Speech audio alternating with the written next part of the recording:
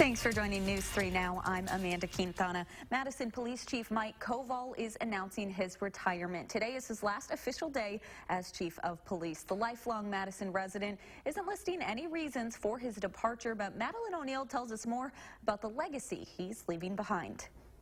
Because of that presence, we were able to confine and curtail the crime scene. We can't all have the vast vocabulary that Chief Mike Koval is known for. Of specificity, of detail. But if anyone can choose the right words to describe him, it's writer Doug Moe. Two and a half years ago, Madison Magazine asked me to do a profile of him, a lengthy one. Of the 4,000 words in his Madison Magazine article, The Real Mike Koval, Moe always comes back to this. He's a passionate guy. Passionate about his family and alma mater. He went to law school.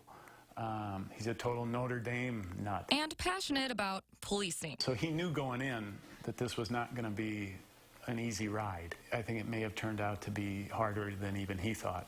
There's only two positions I ever wanted in the Madison Police Department. After more than 30 years with the Madison Police Department, many as a recruiting officer and 5 as police chief, Koval chose his words carefully in his farewell blog post. He said he was spit on, death threats, all this sort of thing. Despite the trials. Tough job, and in a city that's very progressive.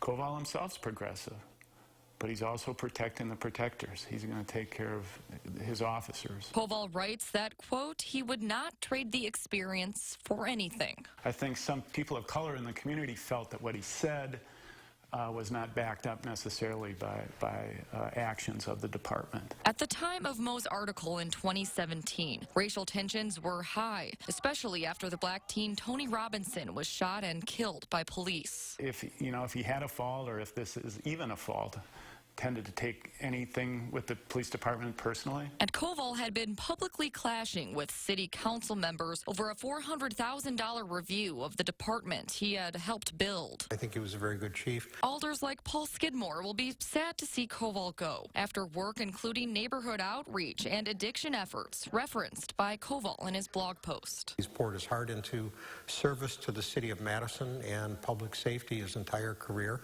and I just really wish him well. It's always been the classic battle of brains versus brawn. When it comes to writing the story of Koval's legacy, it might again come back to one word. The passion he brought to it.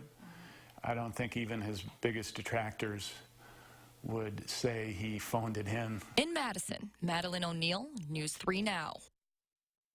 Mayor Satya Rhodes Conway is responding to Koval's announcement today, thanking him for his dedication and service, writing that she'll be working with the Police and Fire Commission, urging them to, quote, conduct a process in which members of the department and members of the community have significant input into the kind of police chief they wish to lead the Madison Police Department into the future.